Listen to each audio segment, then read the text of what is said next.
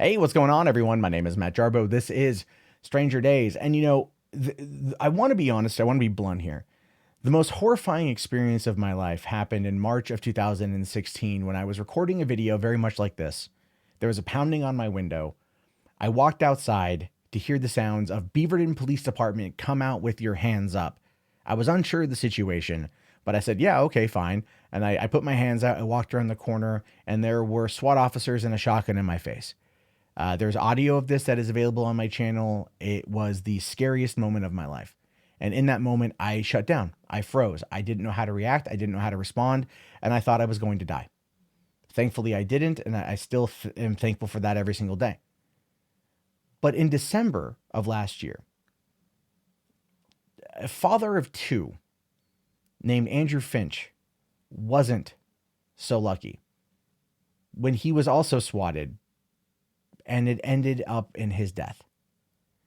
And as a result of that, the person responsible, the person who was called in to be a ringer for the swatting incident, because two dudes were fighting over Call of Duty and decided they wanted to swat one another, and they gave a fake address. The man who died wasn't even involved in the situation. He was at home with his family. He's dead. He's dead. It's why I view swatting as attempted murder. It's why I view swatting as no joking matter. And it's why I loathe it to the core of my being. Because it is something that still every once in a while just gets under my skin. And so the person who swatted me has not been found. And to be fair, it's been 2.5 years. I don't expect this person to be found. I don't know who did it, but I don't expect it. So I take the ever-loving joy as much as I can out of this situation. I'm not a person who predominantly likes to see others in pain, but I am here. I am. Because Wichita swatting suspect pleads guilty to 46 new federal charges. This guy right here, Tyler Bariss, this no-chinned, soy-filled motherfucker, is going to go away for decades, for absolute decades. Look at that pathetic face, that pathetic, just nothing face. And he's going away for a long time because he pled guilty to 46 new federal charges. And I couldn't be happier. I couldn't be happier. I think life in prison should be what this guy gets. And I don't want the death penalty for him. What he made was a mistake, true, but one that he showed no remorse for in the early days of it. One that he didn't care for because he had to posture on the internet in order to feel big about what he did. Go listen to the Keemstar interview with him. The guy didn't care. He didn't care. He had no remorse over his actions. He does now. Oh, he does now. Now, the man accused in a deadly hoax emergency call in Wichita last December plans to plead guilty to a long list of new federal charges. Tyler Bariss of Los Angeles is accused of calling police to report a shooting and kidnapping at a Wichita home following a dispute over a video game. A responding officer fatally shot 28-year-old Andrew Finch, who was not the gamer's target. New documents filed Wednesday show he planned to plead guilty to 46 new charges. The alleged crimes took place between September 2014 and December 2017. Now, here's the thing with that, and which is one of the reasons why I'm waiting for this stuff to kind of come out as to whether or not he might have been involved in what happened to me. I haven't heard from the detective on the case if he has been connected to what's gone on with me, but I immediately thought when it happened that maybe this guy is the one, because he's done it enough times. He's called in bomb threats. He's called in fake SWATs. He's called in all of these things. So maybe. Now, so far, again, like I said, I've heard nothing, but I take pleasure in what's going to happen to this guy. I take pleasure in that because this is a degenerate, scum-sucking piece of fucking filth. A person who deserves to go to the depths of hell, to be completely ass-fucked by Satan's molten hot trident until the end of time. Reenact the scene from Little Nicky where they keep shoving pineapples up Hitler's ass, and that's fine with me. That is how little I think of this person. That's true. I don't care about holding back my opinions on this. I hope his family finds out. I hope they're there when he's sentenced. I hope they listen to what the family of Andrew Finch has to say. And I would love it if other victims of this guy were able to speak to him too, because I think he needs to hear it. I think all people need to hear it. This shit is serious business. It is. It's serious business. It's attempted murder. Now, I will say that I've noticed that swatting incidences have gone down since December. Once there's a murder involved and lawmakers start enacting new laws to make sure it doesn't happen again, that stuff has slowed down, at least from high profile cases. I haven't heard about it. I'm not saying it doesn't happen, but I haven't heard much since then. That's like the only good thing to come out of the situation.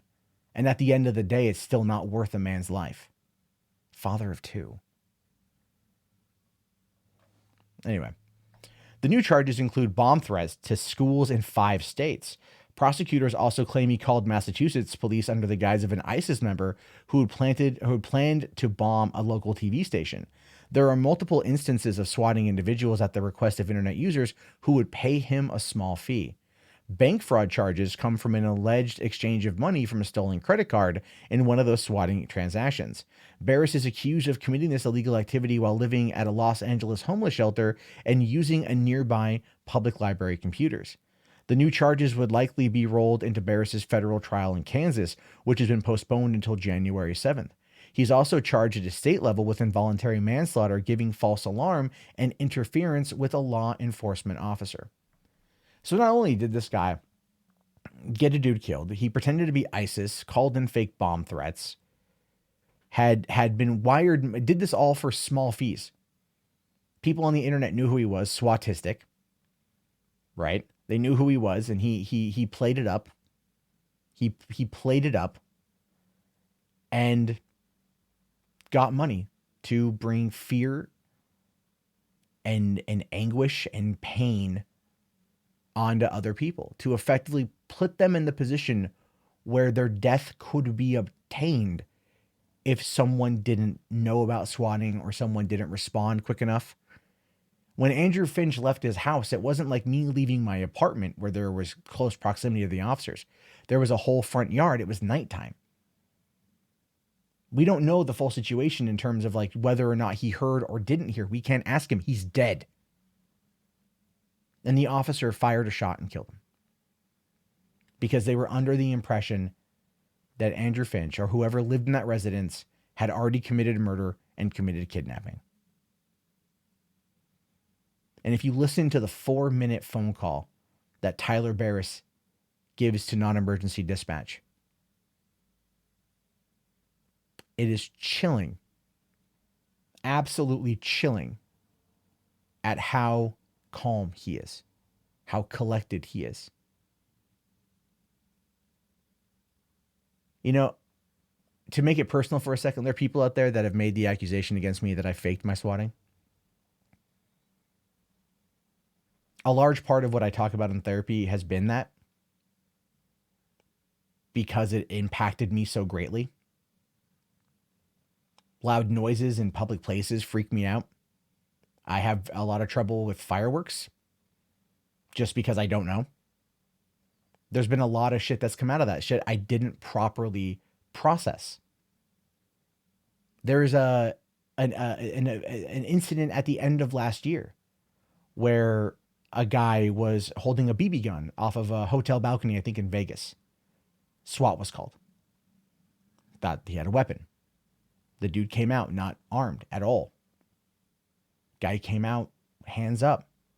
SWAT officer yelling at him repeatedly. This is all on tape. They released it.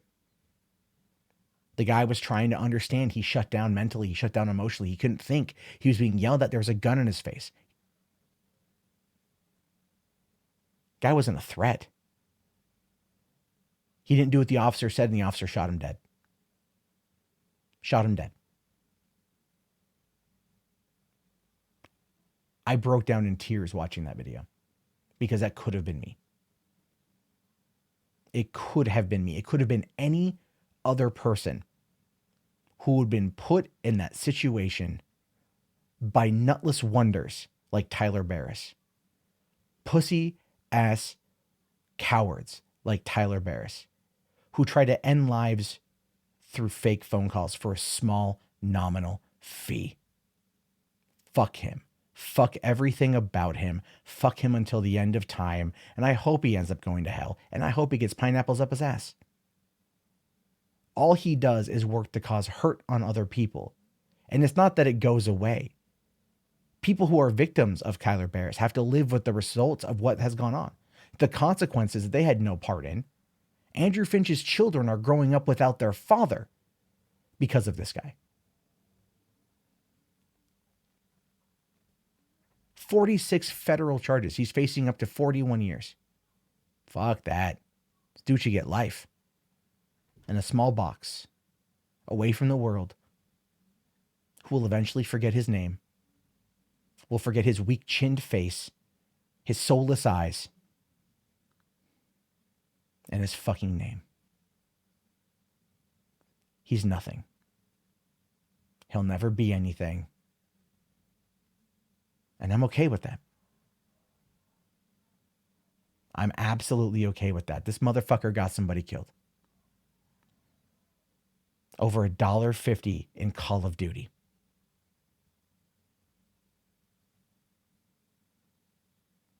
And I'm glad those two idiots that called this in are also in trouble.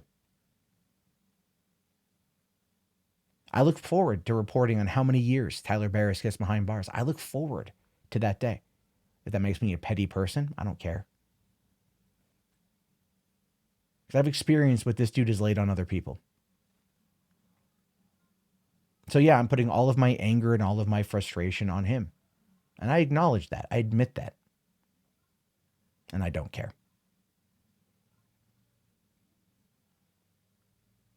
So fuck him. From now until the end of time. Anyway. I think that's enough of that. Leave your thoughts below. And, yeah. I will talk to you guys later. Have yourself a great day.